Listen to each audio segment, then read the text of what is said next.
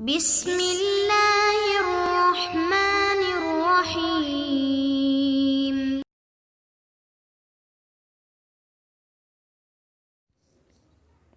Assalamualaikum warahmatullahi wabarakatuh.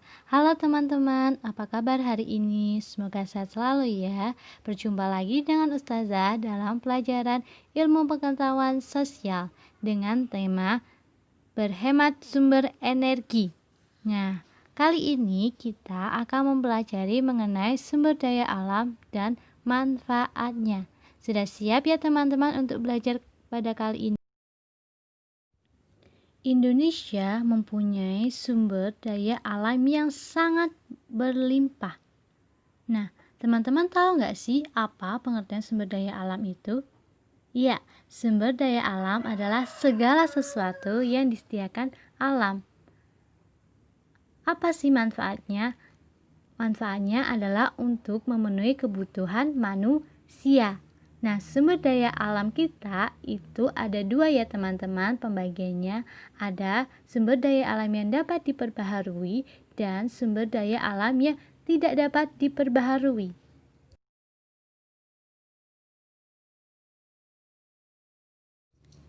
Sumber daya alam dapat diperbaharui adalah segala sesuatu yang ketersediaannya terus-menerus ada di bumi ya teman-teman, atau prosesnya ada di bumi, perkembangannya itu singkat, tidak memerlukan waktu yang lama. Contohnya ada apa aja nih? Contohnya ada tumbuhan, hewan, air, udara, matahari, dan masih banyak lagi ya teman-teman.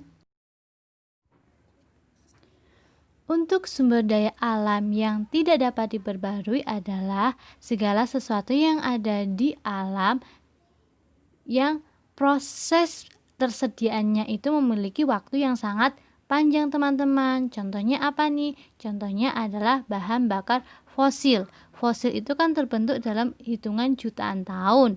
Oleh sebab itu dia dikategorikan termasuk yang tidak dapat diperbaharui karena proses pembentukannya sangat lama. Nah, contoh yang lain ada apa aja?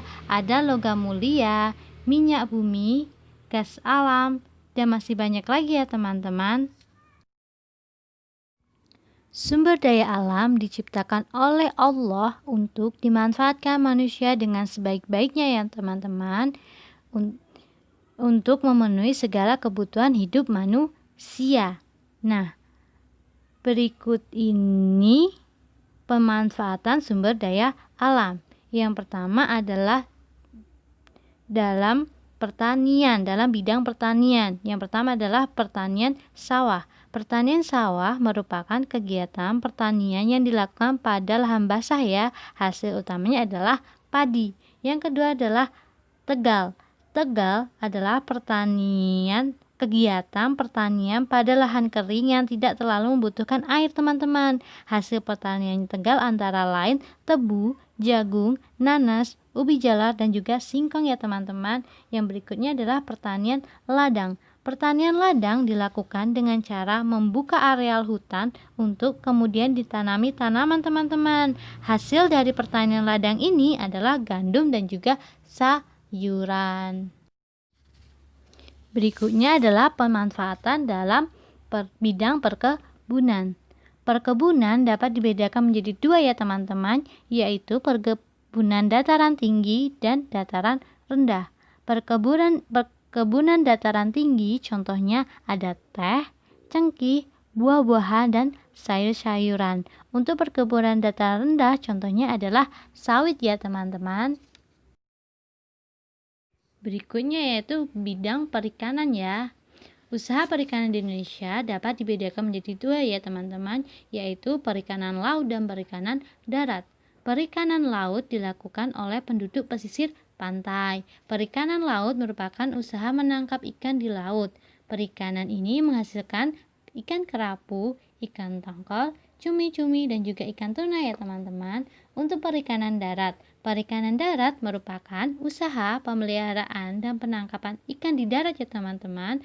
Perikanan darat dilakukan di sungai, empang, danau, rawa, kolam, dan tambak ya. Hasil perikanan darat antara lain ikan lele, ikan mujair, ikan mas, ikan bandeng, udang, dan juga koi ya teman-teman. Berikutnya yaitu bidang peternakan ya teman-teman. Peternakan merupakan usaha memelihara dan mengembangbiakkan hewan dikonsumsi sendiri ataupun dijual.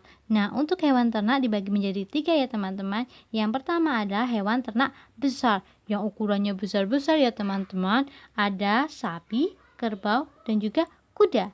Yang kedua adalah hewan ternak kecil, terdiri dari kambing dan juga kelinci. Yang ketiga adalah hewan ternak unggas nih teman-teman. Antara lain adalah ayam, itik, entok, dan juga angsa.